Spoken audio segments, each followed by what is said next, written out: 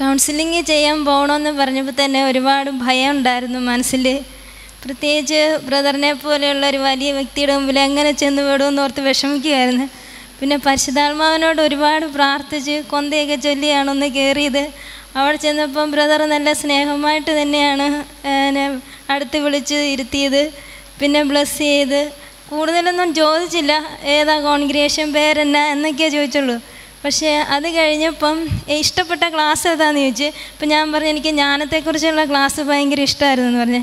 പിന്നെ എന്നോട് പറഞ്ഞു ഒന്ന് കണ്ണടച്ച് പ്രാർത്ഥിച്ചിട്ട് മനസ്സിലെന്താ തോന്നുന്നതെന്ന് പറയാൻ പറഞ്ഞു. അപ്പം എനിക്ക് മനസ്സിൽ പെട്ടെന്ന് ഗെത്സമനിലെ ഈശോ എൻ്റെ മനസ്സിൽ വരുന്നതെന്ന് ഞാൻ പറഞ്ഞു. എനിക്കിഷ്ടമുള്ളൊരു പടം അതാണ്. അപ്പം ബ്രദർ പറഞ്ഞു അങ്ങനെയല്ല, ഒന്നുകൂടി ഒന്ന് പ്രാർത്ഥിച്ച് ഒരു ബ്രദർ ആഗ്രഹിക്കുന്ന ഒരു ഇരുട്ട് അനുഭവപ്പെടണമെന്ന് പറഞ്ഞു. ഒന്നും കൂടി പ്രാർത്ഥിച്ചിട്ട് എനിക്ക് ശരിയായില്ല. അപ്പം ഇങ്ങനെ മുൾമുടി വെച്ച് രക്തമൊലിക്കുന്ന ഈശോയുടെ ഒരു മുഖം മനസ്സിലേക്ക് വന്നേ. അപ്പോഴും പറഞ്ഞു നന്നായി ഒന്ന് പ്രാർത്ഥിച്ചെന്ന് പറഞ്ഞു. ബ്രദർ ഇരുന്ന് പ്രാർത്ഥിച്ച്. അപ്പോൾ ശരിക്കും എനിക്ക് കുറച്ച് കഴിഞ്ഞപ്പോൾ ഒരു ഇരുട്ട് എനിക്ക് ആ ഇരുട്ട് മനസ്സിലേക്ക് ഇങ്ങനെ വന്നു. സാധാരണ അങ്ങനെ പ്രാർത്ഥിച്ചാലൊന്നും പെട്ടെന്ന് എനിക്കങ്ങനെ കിട്ടുന്നതല്ല.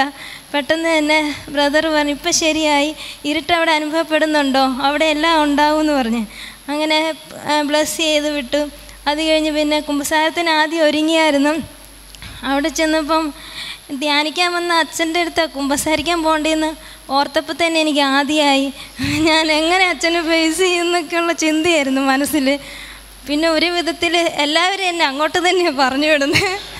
അത് കാരണം പേടിച്ച് ഒരു വിധത്തിൽ ചെന്നു. പക്ഷേങ്കിൽ ഞാൻ കുമ്പസാരിച്ച് കഴിഞ്ഞപ്പോൾ അച്ഛൻ എന്നെ ഒരുപാട് ഉപദേശിച്ച് തന്ന്, ക്ഷമിച്ച് പ്രാർത്ഥിക്കാനുള്ള കൃപയ്ക്ക് വേണ്ടി ഒരുപാട് എനിക്ക് ഉപദേശങ്ങളൊക്കെ തന്ന്.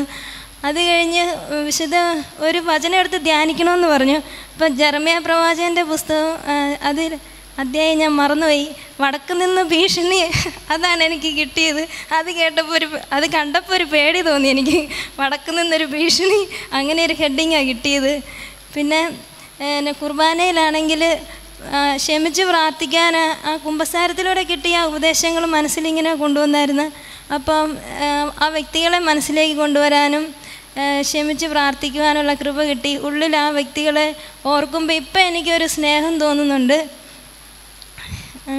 പിന്നെ വിശുദ്ധ ബലിയിൽ അച്ഛൻ്റെ പ്രസംഗം എനിക്ക് ഒരുപാട് ഇഷ്ടപ്പെട്ടായിരുന്നു. അച്ഛനാണെങ്കിൽ പറഞ്ഞു കോൺസെൻട്രേറ്റ് ചെയ്തവർ ഒന്നുകിൽ അതിൽ തന്നെ മരിക്കുക അല്ലെങ്കിൽ തിരിച്ചു പോകുക എന്ന് പറഞ്ഞു. അപ്പോൾ പ്രത്യേകിച്ച് പറഞ്ഞ് ഒന്നുമില്ലെങ്കിലും നമ്മൾ ആത്മാക്കളെ നേടണമെന്ന് പറഞ്ഞ്. അപ്പം കൊച്ചു ത്രേസ്യയുടെ സാധാരണ ഞങ്ങൾ സുഹൃതങ്ങളാണ് മനസ്സിലേക്ക് വരുന്നത്. ഒരു മുടിയെടുത്ത് മാറ്റുക, ഒരു കടലാസ് എടുത്ത് മാറ്റുക, ഇങ്ങനെയുള്ള സുഹൃതങ്ങളൊക്കെ ഓർത്ത് ചെയ്യാറുണ്ട്. പക്ഷേ ആത്മാക്കളെ സ്വർഗത്തിലേക്ക് വിടുക എന്നുള്ളത് ഓർക്കാറില്ലായിരുന്നു. അപ്പോൾ അച്ഛൻ്റെ ഇന്നത്തെ പ്രസംഗത്തിൽ നിന്ന് എനിക്കത് വലിയ ടച്ചായി. പിന്നെ അങ്ങനെ ചെയ്യാനായിട്ട് ശ്രമിക്കുന്നു. Praise the Lord.